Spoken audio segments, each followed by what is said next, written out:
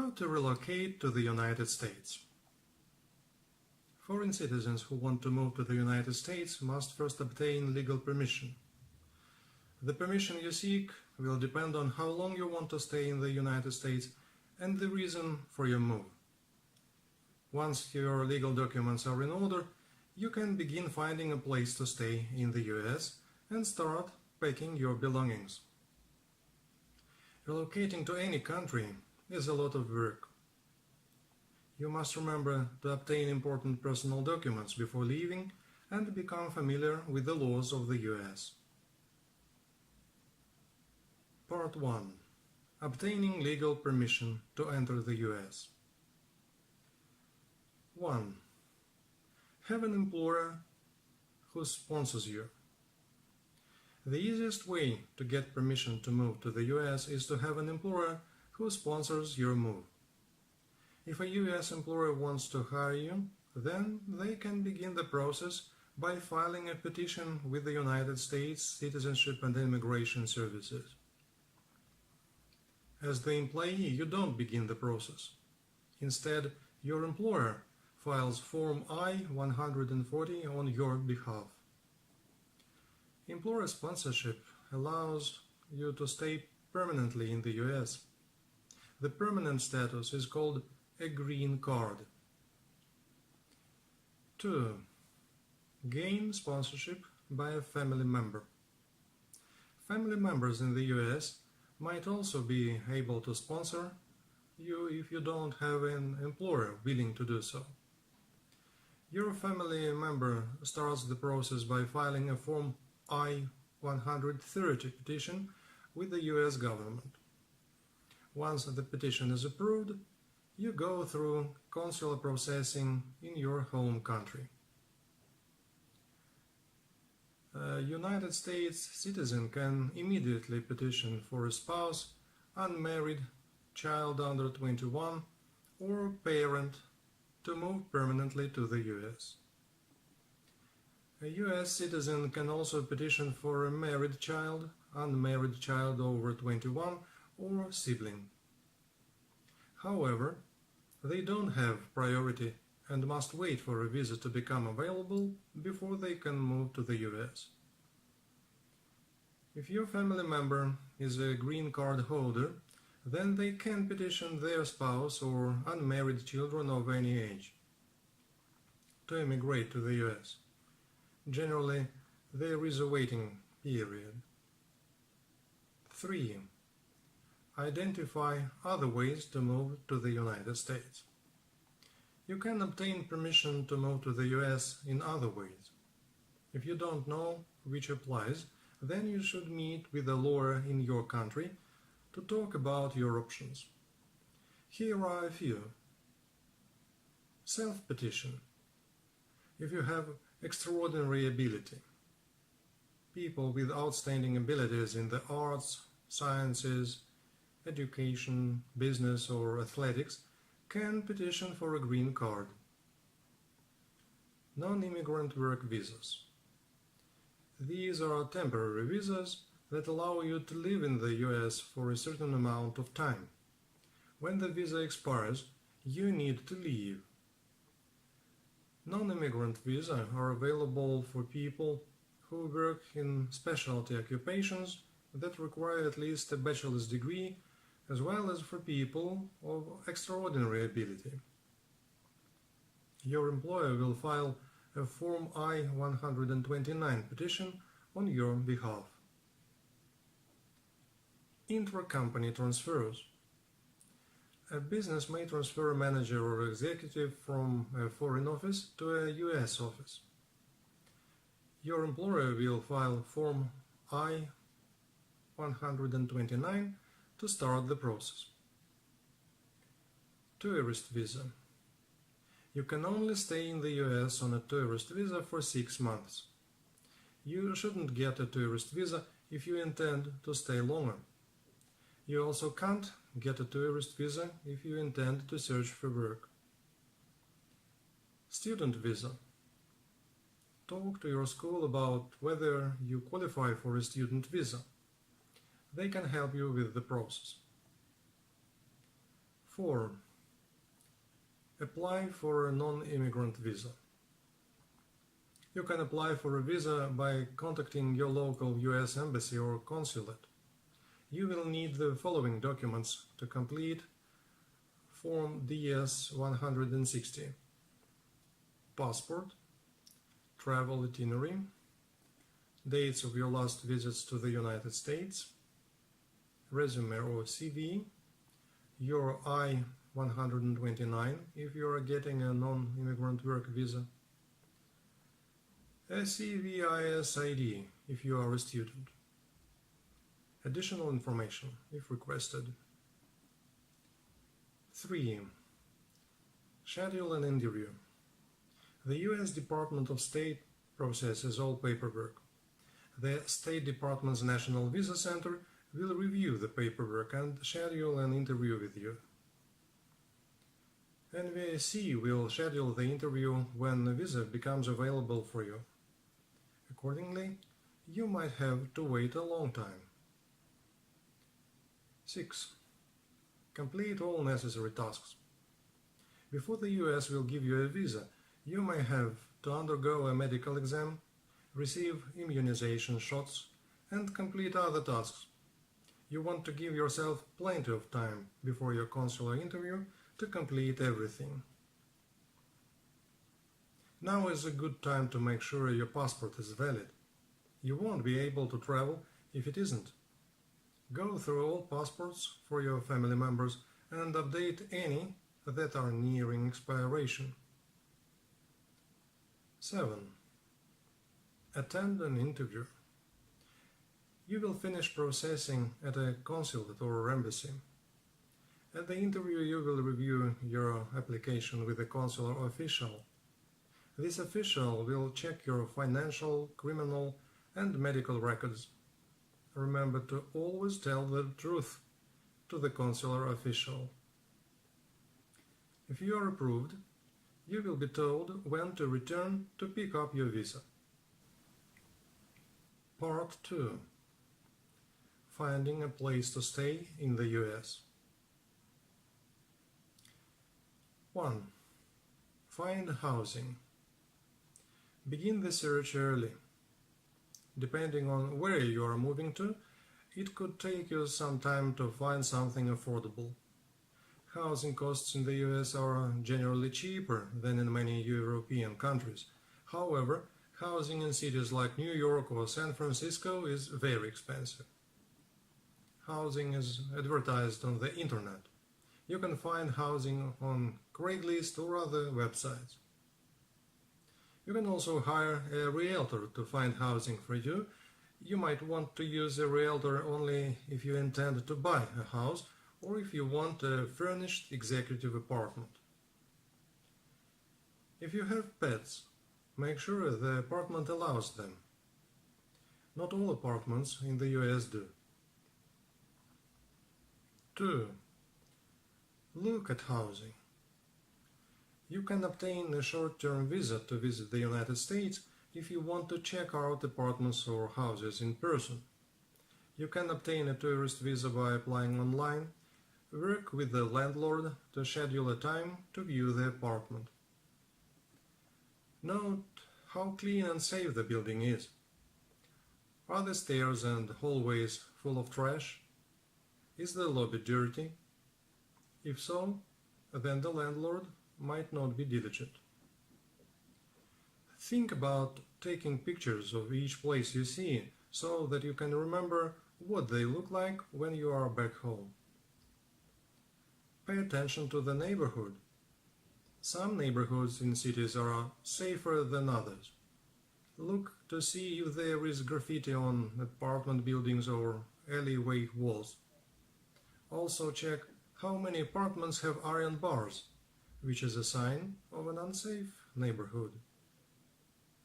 If you have children, also check how good the local schools are. 3. Apply for housing. If you rent an apartment, you'll need to fill out an application. You can pick this up from the landlord when you look at the place. If you can't visit, then ask the landlord to mail it to you. A typical application asks for the following: personal information, social security number, driver's license number, employment information, including proof of income, such as a pay stub or employment offer that states your salary, references. 4. Review your lease. Apartments lease is typically run for 12 months. The lease should cover what you can and you can't do while living in the apartment.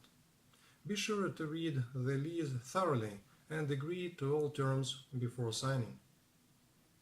You also can expect to pay the first month's rent and a security deposit soon after signing the lease. Keep a copy of the lease for your records. 5. Research temporary housing. You might want to wait to perform your housing search until you actually arrive in the US. In that case, temporary housing might work for you. There is usually a good supply of short-term housing available in large cities. Also think about Airbnb. This is a marketplace for short-term rentals. You can find and request rooms on the website. Part 3. Packing your belongings. 1. Decide what you need to take with you. Unless you are relocating from Canada or Mexico, you will be difficult to transport large amounts of furniture to your new home in the US. Accordingly, you should decide what you absolutely must take with you. Once you settle on these items, create a checklist so that you will remember them on moving day. You might want to bring clothes and footwear. Remember that the US is a big country with different climates. Hawaii is warm all year, whereas northern states like Maine, Minnesota, and Alaska have very cold winters. Think about renting storage for what you don't need. Alternately, you could give it away.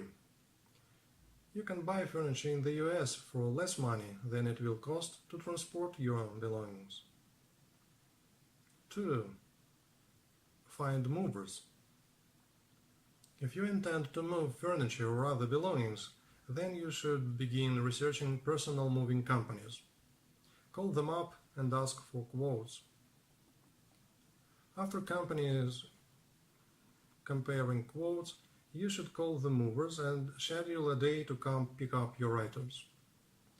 Get any instructions they may have for packing items. 3. Obtain important personal documents. Before leaving your home country, you should gather copies of important documents. You will probably need them at some point in the US. Get certified official copies of the following: your birth certificate, birth certificates for anyone in your family, adoption records if you adopted a child, marriage license, divorce decree, transcripts from your children's schools, medical and dental records for all family members. 4. Change your mailing address. Go to your post office and tell them your new address. Ask them if mail can be forwarded. Also contact business directly and let them know your new address. Part 4. Settling in. 1. Open a bank account. You should find a nearby bank and create an account. You will want a checking account for a debit card. Many places in the US accept debit and credit cards, so you don't often need to carry cash. Getting a checking account will allow you to write checks to cover your expenses such as your rent and utilities. Each bank will need to see different information from you. Think about talking to a branch representative and asking what you will need. You can gather the information and then return to open the account. Generally, you need to present your immigration documents, proof of a physical address, such as your lease, your passport, and a social security number, if you have one. Some banks are located inside and outside the US. Citibank, HSBC, Barclays, etc. If you have an account with them, then they can help you set up a US account. 2. Turn on utilities. Check with your landlord about what utilities you need to turn on. Typically, you need to create an account for the following utilities: electricity, gas, water, heat, telephone, internet, cable. 3. Register children with school. Find the nearest school district and contact the principal's office. If you don't know which district your children should attend, then stop into your city or country government's office. Children are usually guaranteed a seat in the district, which is based on where you live. In the US, children typically start kindergarten at the age of 5. However, many schools also now offer a pre-kindergarten, which is for children ages 3 and 4. To register in public school, you must typically present a copy of the child's birth certificate or passport, immunization records, and any prior transcripts. Call the school directly to find out exactly what you need. You can also enroll your children in private school, which you must pay fees for. You can find private schools by looking online. The application process varies. Since your child isn't guaranteed a seat in private school, you should begin the process as soon as possible, even before you leave home. 4. Get a social security number. A social security number is required if you intend to work in the United States. This number is used to report how much money you made and to determine if you are eligible for social security benefits, which are retirement benefits. You don't need the number simply to get a driver's license or open a bank account. You could have applied for the Social Security card when you applied for your visa. Check your application to see if you did. If you need to apply in the US, then visit your nearest Social Security Administration office. Wait 10 days after you arrive. You must present proof that you are authorized to work in the US. For example, you can show a permanent resident card or other document. You also need to show your birth certificate or passport. 5. Obtain a driver's license. You need legal permission to drive in the United States. The permission you need will depend on how long you are in the US. Consider the following. If you are a short-term visitor, then get an International Driving Permit, IDP, from your country's motor vehicle department. The US does not issue these permits. If you are becoming a US resident, then you'll need to get a license from the state where you are living. Contact your state's Department of Motor Vehicles to find out requirements. 6. Familiarize yourself with the US laws. In the US, laws can be set by the federal government, each state government, and local governments. You should familiarize yourself with the laws. Remember that ignorance of the law is rarely a defense. Gambling is one area where the US differs from many other nations. Gambling is tightly regulated in the United States. Sports gambling is illegal, and other forms of gambling, such as slot machines, are legal only in certain areas. For example, Utah has very strict laws against gambling, but the neighboring state, Nevada, is home to Las Vegas, which is internationally renowned, ubiquitous casinos, slot machines, and various other forms of legalized gambling. Learn local regulations such as whether you need to clean off the sidewalk in front of your apartment or house after a snowstorm. If you don't know if something is legal, ask a neighbor or step into your local government office. 7. Have your pet vaccinated. You have to get a dog license in many places. Before you can get a license, your dog must be vaccinated against rabies. Cats generally do not need to be licensed, but you should think about getting them vaccinated as well. Hold on to your proof of vaccination. You may need to present this document to your city or county government when you license your dog. You should also think about having your pet castrated. Typically, your licensing fee will be lower if your dog has been spayed or neutered. 8. Practice your English. The US has no official language, however almost everyone speaks English and business is conducted in English. It's okay if you aren't great in English. You have plenty of time to practice your speaking skills. You might want to take a class. Many colleges offer English as a second language classes. However, the best way to learn may be simply to get out and talk to people.